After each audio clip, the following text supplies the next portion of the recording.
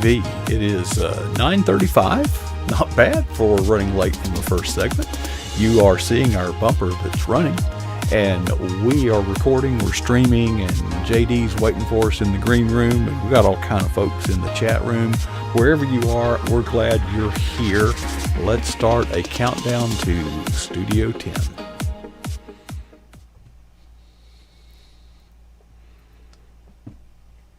Well, good evening and welcome to PJNet.TV. I'm your host, Coach Prasick. It's Thursday night. And folks, you see what's going on right there? That is the Cross W brand. And the man that takes care of the Cross W Ranch is waiting to talk to us. And he's kind of got the night off because he had Miss Marilyn Nutter, who is well known to you, kind of stand in your place today. So we can just relax and talk about what she wrote without any chance of getting our own feelings hurt.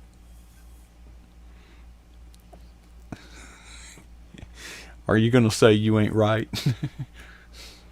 Oh, I'm sorry, Coach. I wasn't sure if we were live yet. Yeah. I'm sorry. I'm green screen, so I didn't know.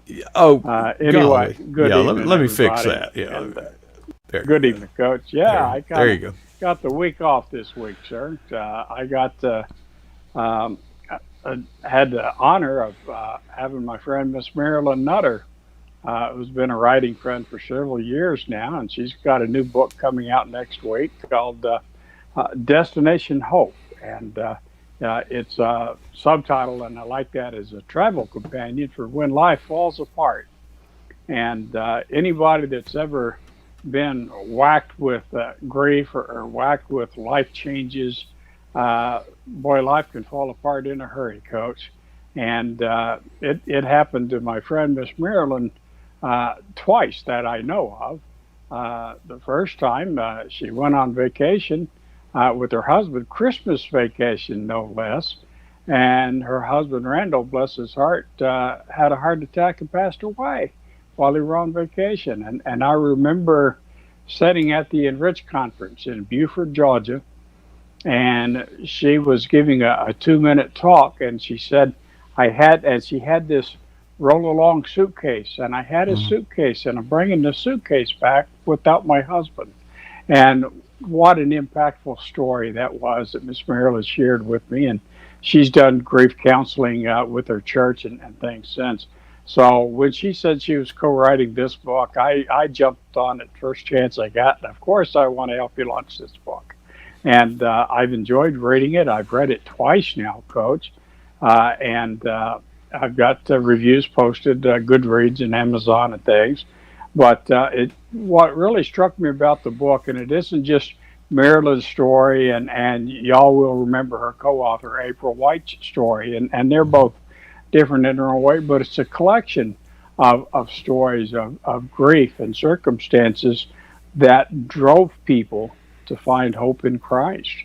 And what I took away from it was how different, because when I think of grieving, of course, I lost my dad a couple of months ago, and I'm grieving that loss, of course, and but we think the death of a loved one or someone, or a divorce is another time to grieve. Unfortunately, I've experienced that in my life also. But grief takes a lot of forms, and it's not one size fits all. And we could talk about it, Elizabeth Kubler-Ross and DABDA, or denial and anger and bargaining, and finally you reach acceptance and things. And but nobody wears grief the same. It's not one size fits all, and nobody goes through those stages in order, or there's no time limit. Yeah. And that's what people need to understand. And that this book, I see it. I'm going to keep a supply on hand because it's going to make a great gift to help somebody that's going through that grieving, that just can't get over that hump, if you will. And just let them know you're not alone. I think one of my favorite quotes from the book came from a story by a young lady named Janice. And I love the quote in the book. It said, God does not rescue us from the pit of despair. He climbs down in there with us, you know. And I went, Amen. I just read that and just that was one of those celebration moments, you know. I went, yes, sir. That's so very true because, you know, we think, well, God's got to, you know, He'll reach in there and pull us out. No, He gets in there with us and helps us out. And I remember that experience in '96 up there in St. Charles, Illinois. You know, fighting with him to get out of that pit. You know? He kept trying to help me out, and I just kept wanting to fight him to stay in it. You know, and to be able to work through that. So, Destination Hope is an exciting book. I think it's going to help a lot of people, Coach. And as Christian writers, that's what we're supposed to do, isn't it, sir? Is somehow use the gifts God gives us and the words He inspires to help His kingdom get through this world. Yeah. So, yes, sir, I was excited to have Miss Marilyn post. She's getting lots of good comments, and I know she just got back home, I think, last night from visiting her family out of state, so she's just kind of wiped out and playing catch up and everything. She's got a book launch she's right in the middle of, so I'm looking forward to seeing Miss Marilyn and Miss April come back on PJNet and visit with us. We'd be so glad to have them. At another time, sir. It would be. I got kind of woke up this afternoon. I didn't sleep much last night, and I got woke up this afternoon. Our guest from last night, Deanna McMillan, Yes. was in the area, and I think she has become the third or fourth person to actually see the eagle's nest. Oh, wow. Okay. Yeah. That must have been a fun afternoon. Well, you know, she woke me up, and she mentioned that might happen, but I didn't take it seriously. But she was on her way to a photo shoot, you know, that she's doing over the weekend or something, and but we also got to go take her out to the barn where the PJNet event will be held January 15th. Okay. Oh yeah, because she wanted a venue. She does a lot of weddings. And she wanted to see the venue. I thought, well, this really is kind of neat, you know, because what are the chances, you know, that Michelle it's Michelle's program. She gets a substitute, of course, in the 11th hour. From Indiana, who's actually, at the time she was on the air last night, she was less than half an hour away from our studio the whole time. It's like, you can't make this stuff up. No. Can't. That's divine appointments, Coach. Yeah. Divine appointments. Yes, now, sir. I did not get to read, and I try to, and I will eventually. I enjoy reading your blog, but I'll be honest. You know what I enjoy reading more? That's it. The dialogue, the comments afterwards. Oh, okay. So do I, Coach. Well, apparently you do, because you know, you follow up on the comments as they're made. But it's good to see all the interaction, and so I thought to myself, I was kind of in a hurry, so I read the blog, but I didn't get to the comments. I noticed at the time we were like 39 or something like that, which is about on par, you know. And I thought, well, I thought JD got all the comments. Well, no, no, not at all. In fact, I think Miss Catherine, when she shared a guest post on my blog earlier this month, I think she got more comments that week than I get most weeks, Coach. Well, I think, it's about the quality of the writing, I think, sir. No, I think what it is, yeah, I get you. My conclusion, or my summary, or summation, I should say, is that the people that are regular readers of your blog are used to that dialogue and engagement. You know, a lot of reading is more passive, but you have cultivated an audience over the years that has learned that you welcome. Everybody says they welcome comments, but you actually mean it. I feel like my blog is a community, Coach.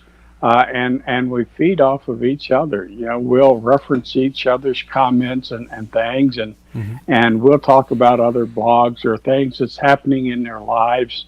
I've got one dear follower. I'm going to mention her. She's up in Ohio. She used to work for TA, or what I used to know as Truck Stops of America. Yeah, you know? I've been to a few. Miss Cindy Hirsch and her husband just had surgery.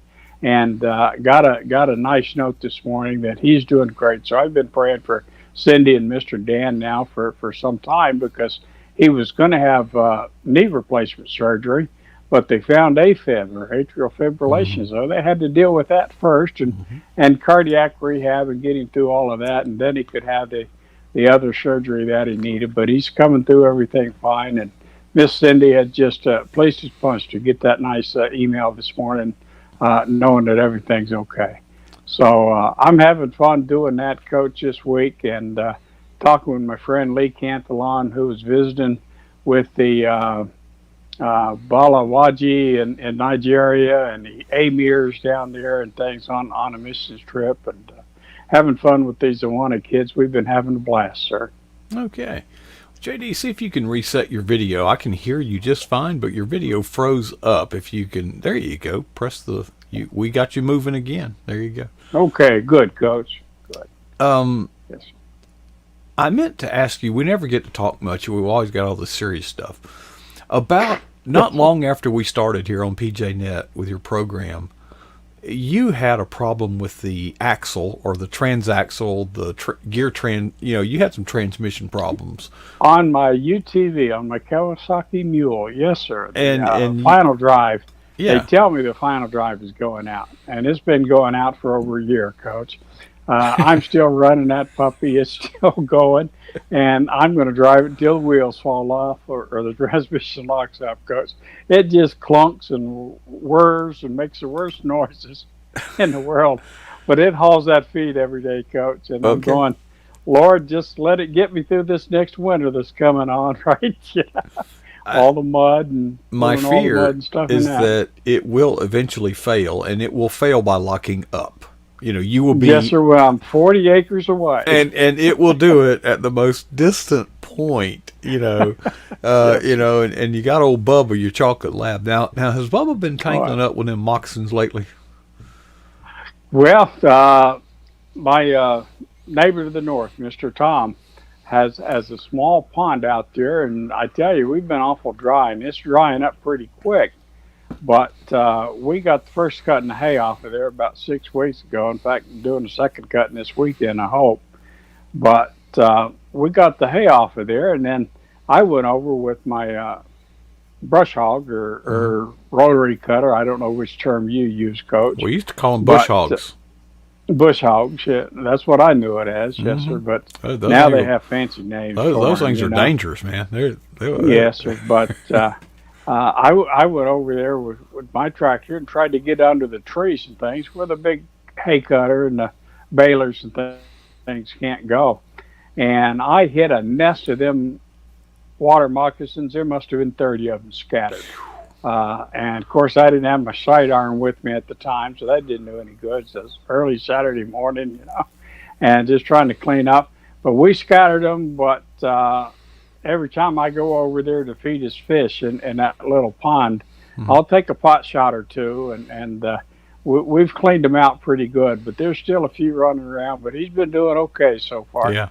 He hasn't been bitten now in about 5 weeks, Coach, so he's doing okay. Well, I was thinking about Bubba today because in spite of not getting any sleep last night and waking up before the sun came up, to my wife and I go for walks, and hey, JT, it was like 60 degrees this morning. Can you believe that? Oh, nice. Yeah. Oh, yeah. Cool morning here. 60 degrees.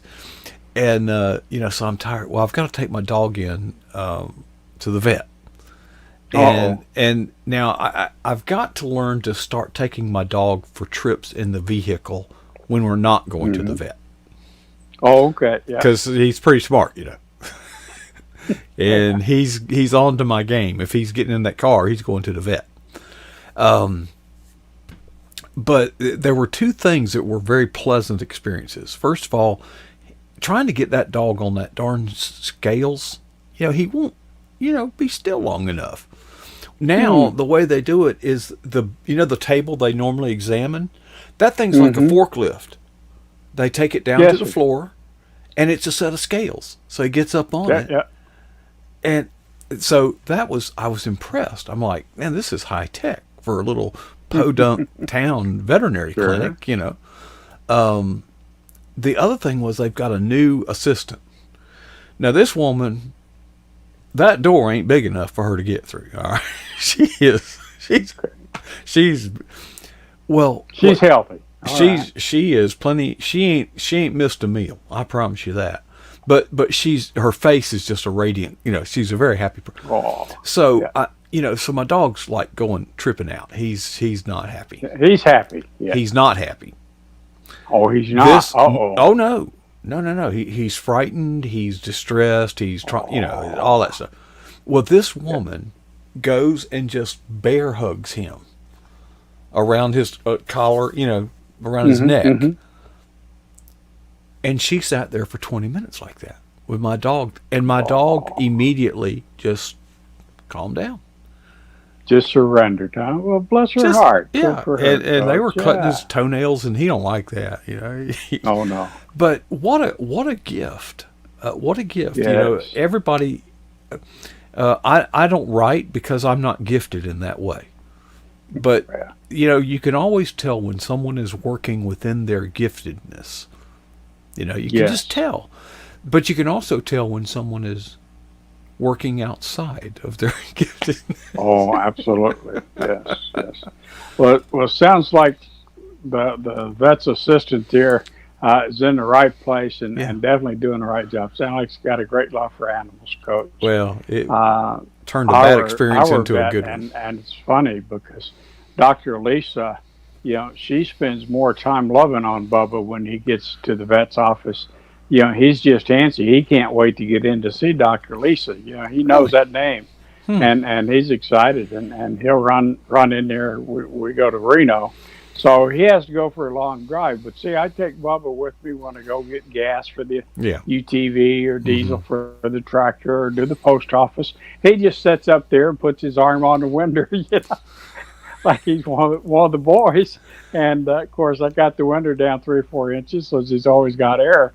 But he just sits up there and rides. Only problem is I have to put the seatbelt behind him and latch it because it sends off the airbag sensor, because he's so big. But he just sits up there like he's one of the good old boys. He just has a great time with me. So I take him for rides all the time, and it makes a difference. It does, Coach. JD, you mentioned you mentioned when you were bush hogging. Yes, sir. That you got into a bunch of snakes, but you didn't have your sidearm. Do you mean to tell me that you can actually shoot and kill a snake with a pistol?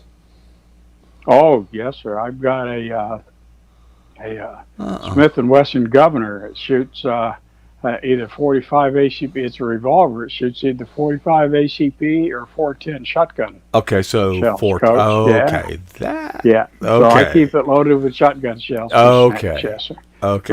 Will it take a 4-inch? I can't set from a moving tractor and hit him with my Glock. No, sir. No, you'll burn a lot of money and ammunition trying to. Because I tried this once. There's 2 O's in good, not one, Coach. Yeah. Because I was wondering, you burn through $25 worth of ammunition and still not kill any snakes. True enough, and what really ticks me off, JD, is I'm pretty good. I've got a 9mm, and as that snake's going, I'm only missing the head of that thing. I'm pretty darn good, but if you don't hit it in the head, all you've done is poked a hole in him. Poked a hole in it. That's right. He may die sooner or later, but it's not going to be anytime soon. It's like I'm missing by a little bit. But whether you miss by a little or miss by a mile, doesn't matter. You missed. That's right. You spent your money. Yes, sir. Do you get the regular long 410? 3 3/4 inch, 4-inch load? Or no, is there a short? What is? Show me the load for that thing. Now? Yeah. 2.5 inch, Coach. I've never seen that. Is show me one. Pull one out of the box. Let me see. Sure. Because I learned how to shoot with a 410. Yeah, just 2.5 inch 410 shell. Okay. About the same length. 2.5 and 3 inch, Coach. Yeah. Right. Yeah. But I had a little Savage. It was a 410 on the bottom. It's an over and under. 410 on the bottom, 22 on the top. Yeah. And that was a great gun for a child to raise up on, because when I'd go frog gigging, we would shoot. You're not supposed to, folks. You're not supposed to shoot frogs. Okay. Oh no, it's kind of against the law. But we would use rat shot. Mm-hmm. You know what that is, okay? And we would put that barrel would only be 2 or 3 inches from their face, and we'd shoot them with a rat shot, and it'd kill them. If you shot them with a bullet, the bullet would just go straight through them, and they'd hop off. Great. Yeah. I mean, so that's my little snake gun, Coach. I usually keep that on my side, and I carry that with me whenever I'm out in the pastures. Yeah. Especially when I'm out working on tractor and things. I may have to invest in one of those. That's a nice idea. Yes, sir.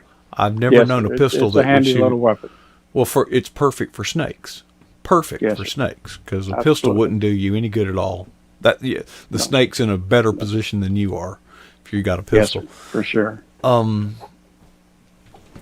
was going to tell you another story. Now, I will tell you this, Coach. I have eliminated a coyote with my 9mm from a tractor, but a coyote's a little bigger than a snake, Coach. Yeah, and if you, people debate that 9mm's not got a lot of killing power. It tends to pierce holes.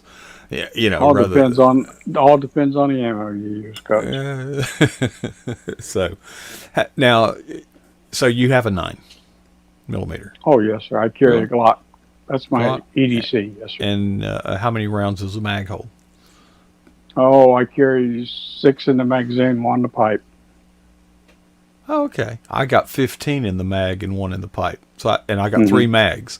So I got 46 rounds. Yes, sir. And I was with that'll get you home, right? Well, I had an unusual encounter at the Olympics in Atlanta. I was there to work on something, and of course the guys are there. So normally when I go into a jail, you just check your weapon, and then you go do your work inside, and on your way out, they give you a receipt, and then you swap the receipt for the weapon. Okay. Well, he wouldn't want to do that. There's a couple kids, and so he decided that I could go in if I unloaded the weapon. Okay, so I pop a clip out of it and start peeling off rounds. He says, that's an illegal clip. It's got 15 rounds. I said, it's illegal to buy one. It's not illegal to have one. Right. You can't sell them to civilians. You have to be, and the other guy was with the Georgia State Patrol. I had a National Guardsman and a State Patrol checking me out, And he said, I think he's right, And then I had 2 more clips to do that. And he says, why? Yeah, this little kid, he's 20-something, saying, why do you have so many bullets? I said, because I don't want to run out of ammunition. And this idiot, this 22-year-old, after I pour 45 shells out onto the table, he says, okay. I said, the other guy said, whoa, what? Is there one in the chamber? I said, of course. And that 22-year-old, you've got one in the chamber? I said, do you? No. Wait a minute, Mr. Criminal. I know Time you out. want to kill me, but let me rock this slide. Yeah.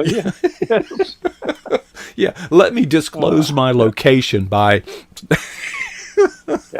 It's bad. My goodness. Okay. Well, JD, who was it? Sheriff Grady Judd in Polk County. Polk County. You I may remember know Polk Sheriff County. Judd. Oh, he's quite the guy. But I remember Sheriff Grady when the drug dealer had killed the sheriff's deputy and the sheriff's deputy dog. And they cornered him in the swamp north of Lakeland, near that little green swamp area, southern edge of the green swamp. They cornered him, and he did not want to surrender, so he pulled a weapon, and they shot him 67 times, I think the number was. It was a high number, But I'll never forget the Lakeland Ledger reporter. Well, why in the world did you shoot that, suspect 63 times, 67 times, whatever?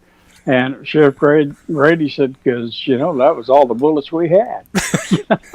You got to love this guy. And I'm going, there you go, no nonsense. And I think Brevard County got a sheriff much like that now. Yeah. And that's grateful to see. There was last week I saw they had a traffic stop, and he wouldn't come out of the back of the car. And when he did, sure enough, he was a convicted felon Uh-huh. with a semi-automatic pistol, Mm-hmm. and tried to kill the two officers, and they ended up killing him instead because his Mm-hmm. gun jammed. So he started using it as a club to beat one of the officers. The other one Mm-hmm. emptied his magazine on this Mm-hmm. idiot. You Mm-hmm. know, uh, folks, if you don't fight the police ain't gonna fight you. Yeah. You know, it's that simple. But when you cross that line, there's a price to pay, right? Well, and you'd have to be a police officer to understand their life, because Yes. if they make it in that blink of an eye, Yeah. it's that Yeah. hesitation that can kill you. So, or That's get you right. killed. A In police this case. officer, his job is to go home at night. He's got Yeah. a family waiting on him too. He Coach. does. That's right. He does. So I hate seeing all that nonsense, Coach, in this world. Well, that's why But we have police. it's Though, isn't getting it? more evil every day, I believe, buddy. Yeah. Well, we've always had police because there's a few out there, but I used to ride with my father-in-law. He was a deputy, and I'll be honest with you, Oh, okay. 90% of the stuff we went to was domestic disputes. Mm. A husband, wife, boyfriend, girlfriend, three of them, two guys, one girl, you name it. And Just no self-control, can't keep your emotions in and it's check. like we're not social workers. I mean, but it used to aggravate us because once the law enforcement arrives, now order is restored, and so Yes. do you want to press charges? No. So the police get called out to just throw water on the fire until next weekend when it happens again Yes. and again and again.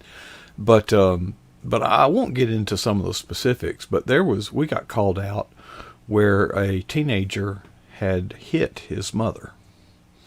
Mm. I promise you, he will never do that again. Yes, that's that's. Yeah. I see that, and I see this breakdown in society happening more and more, Coach. And it, I hear all these studies, and it all goes back to failure to parent, right? We've allowed the government to take the job of parenting away from the parents. And, if there's not a mama and daddy at home that teaches you responsibility, teaches you personal responsibility and right and wrong, then, they grow up believing that this is the way you're supposed to act. And, what has happened is all this, self, there's no God, you're your own God, and you can do whatever feels good to you. All that's coming home to roost here in America, I believe, Coach. JD, I was so moved by our last guest because what you just said is true. But in spite of everything going against that young lady, she survived it, and Yes. God it's amazing. Yeah. But the statistics are not favorable at all. That No. deck is stacked, and And I mentioned in the chat room, I believe God had his hand on this young lady before she even had a relationship with God. He was looking out for his children, right? well, I believe, and she Jeremiah 29:11, she cited it, and I believe Yeah. that verse. I literally believe it's literally true today. It's not just a verse that was to the Absolutely. people it was written to. It's written to each one No. of us. That God does have a plan for you, and that plan's not going to be thwarted. You're the only one that can thwart it by rejecting That's it. right. But Yeah. I believe, I was telling somebody on the phone today. I think it was her. We were talking on the phone before we got on the air. There is absolutely no reason I am not either dead or in jail today, other than the providence and grace of God, because that's where I belong, either in the cemetery or in the jail.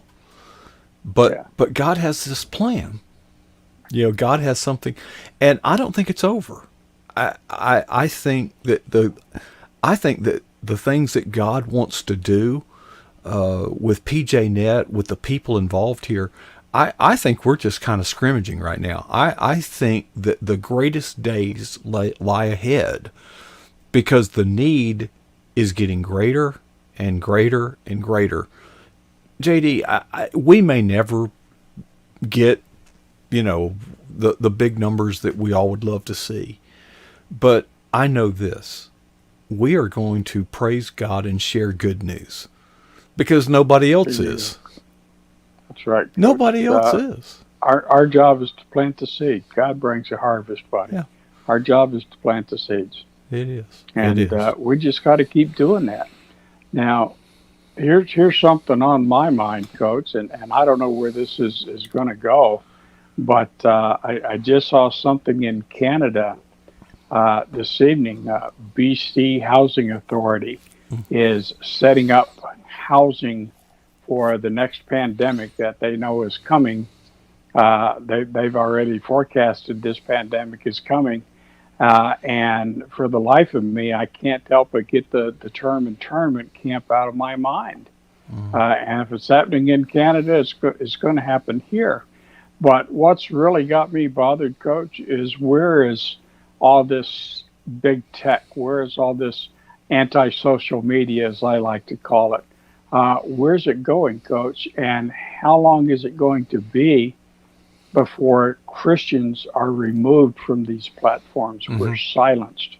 Where do we turn? Where do we go from there? Where is that Christian version of Facebook or Twitter or Instagram or whatever? They've got a conservative one out there. I think it's called Parler, Coach. I think is what it's called. I haven't investigated it yet. But where is that safe platform for Christians? And here's the truth, Coach: I don't think it exists. I don't think it will exist because Satan's job, and this is the end times we're in. I believe is his goal is to remove God from the vocabulary of America and of the world. And if he can shed that, of course, we know he's going to lose, Coach. But there's, where's that opportunity for us to shed light, Coach? And as much as I love social media and PJNet and things, because we can plant seeds, we can cast our seeds on the ground, right? And how fertile is God's decision. But, where can we do that when they start shutting down those anti-social media feeds and things? The answer, Coach, is right here in our own backyard, in our own neighborhood. We've got to live the gospel, the good news of the gospel every day in our lives, Coach. If we do that, they can't kill the gospel of Jesus Christ. It's never going to happen.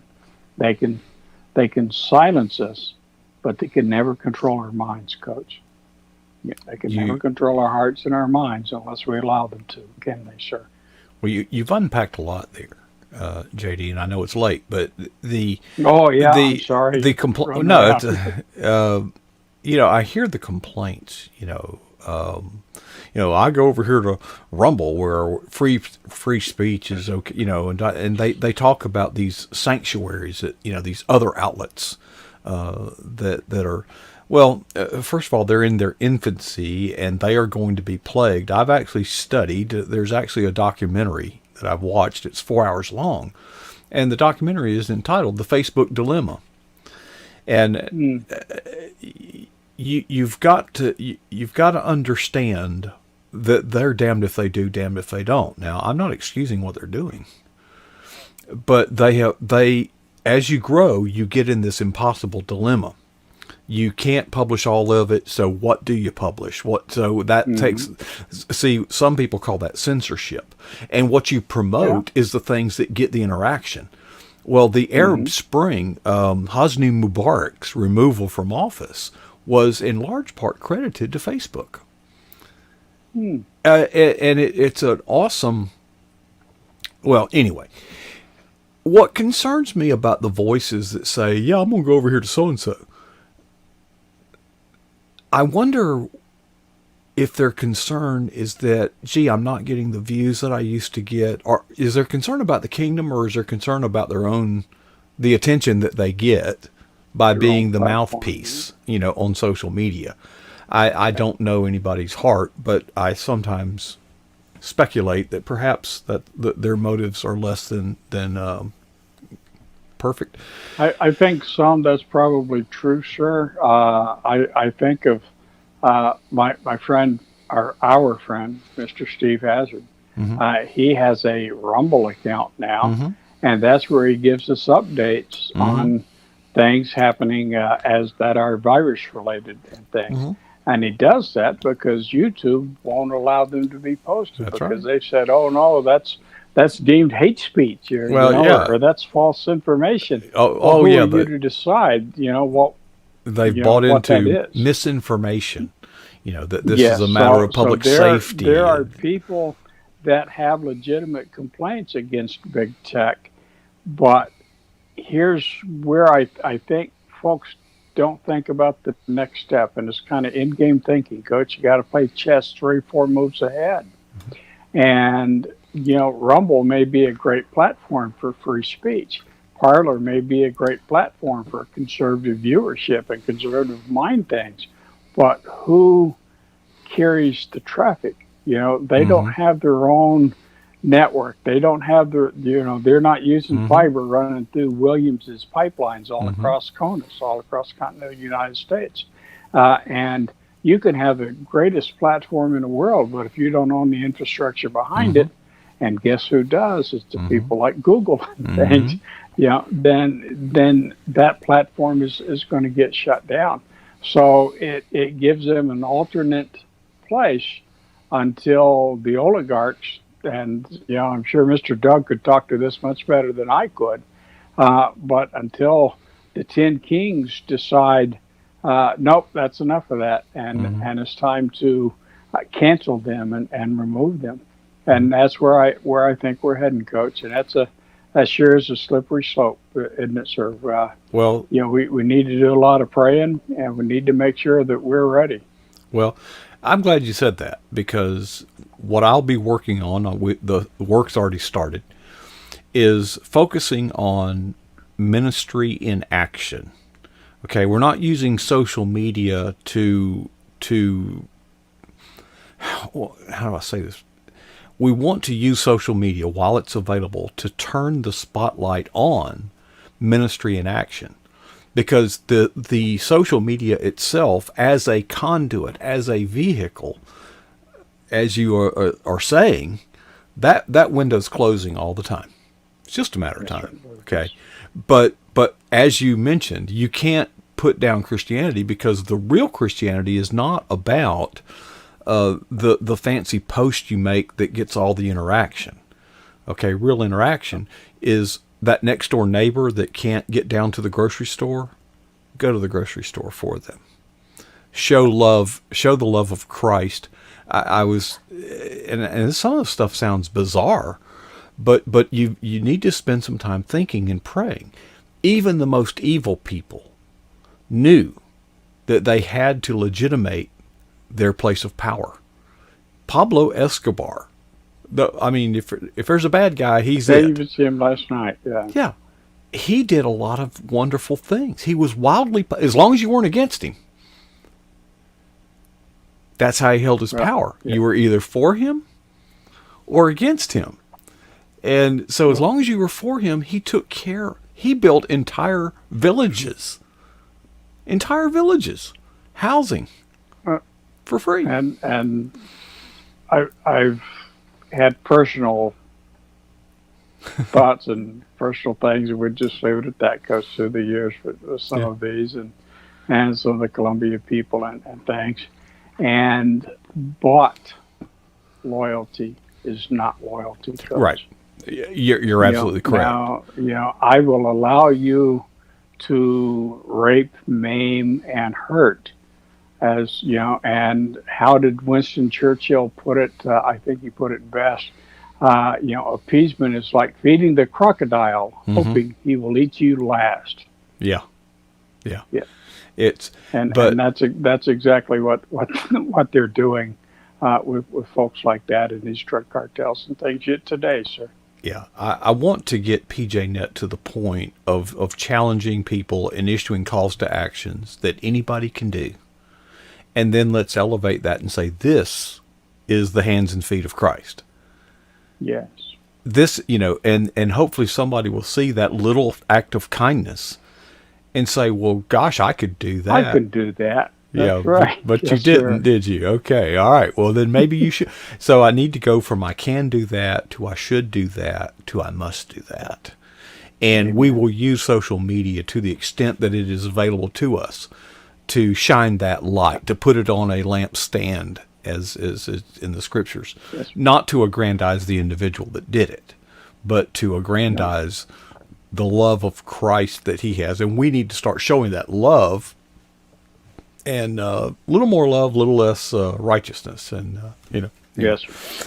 All righty. Well, JD, appreciate you hanging in there late with us tonight. bet. Appreciate you giving me some Thank good you, counsel Coach. on a good sidearm, and I'll be checking into that. Okay. All right, man. Love you, Have brother. a blessed week, everyone. All Thank right. you, sir. Bye-bye. That was JD Wininger from the Cross W Ranch, and that we are looking at is the Eagle's Nest, where this program originates, with the coffee and the Copenhagen and nicotine, caffeine, and adrenaline. That's what runs things around here. That's going to wrap it up for me this week, but it's not over. As you know, on Friday nights, Steve Hazards joins us with my perspective and comment. That'll happen around 10ish tomorrow evening, Eastern. But come on in at 9. We play a few oldies and we kind of let our hair down and relax and kind of just, party. Hope you'll come join us. And then at 10 o'clock, Steve Hazards will kind of review the week from through a Christian lens, looking back, looking in that rear view mirror of the events of the past week from a Christian perspective. I appreciate Steve. He has been with us from way back. Folks, you don't know today as you look at this chat room and enjoy the fellowship. It hadn't always been that way. There was a day when it was Steve and me and Barbara, and we were just sitting here waiting on somebody who never came. Night after night, night after night, week after week, month after month. But Steve hung in there, and Barbara hung in there. And I am so proud of this family. I'm so blessed by this family of believers that consistently comes in and shares in this ministry, shares the work of this ministry, shares the fellowship of this ministry. Folks, I believe that God is up to something. There's a new season just around the corner. There's a new day is dawning. And the January 15th event is really going to be the kickoff. But folks, when are games won? When do championship teams get built? During the off season. So hang on, because the off season workouts are about to begin. Barbara and I have been working night after night after night, just building the facility to register and pay for a ticket to this event. But as soon as we get past that, we've got a design that we are going to start working at, so that when January 15th gets here, we're going to be recruiting new people to join us in our fellowship, not only in our fellowship, but in our work for the kingdom. And we're going to pile it. I'm looking forward to it. And we've had a lot of discussions. Doug Carter, I see, is in the chat room. He and I have compared notes. Folks, many of us that are here, we're all burdened by the things that we see in the world around us, the things that we see on social media. But folks, if somebody were going to fix it, I think it would be fixed by now. And it's real easy to damn the darkness.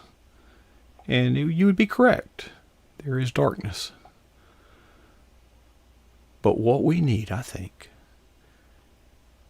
is to light a candle. Just light a candle, that's all. Just step up to the line, fire 3 shots, and then go to the back of the line, let three more people, get some more people to take three. So it's consistent effort over time. And we're going to find those things that are good, those things that are healthy, those things that bring glory to God and his kingdom. And we're going to shine the light on them. We're going to pile on. Right now, we're all just shouting underwater because the social media platforms have a lid on how much they let be said. But once it gets above that waterline, the world can hear it. Well, we got to help people get from where we all are now to get their head above water so that when we speak, somebody can hear it. I think there are ears to hear the good news, the gospel of Jesus Christ. I'm excited about it. Folks, appreciate you hanging in there late with me. I know we went kind of late tonight. Before I leave, I challenge you, as always, to ask yourself these two questions and be honest with your answers to yourself. What is the boldest thing that you have ever done for Jesus Christ? And how long ago was that? There ain't much time left, so let's not be satisfied with either answer.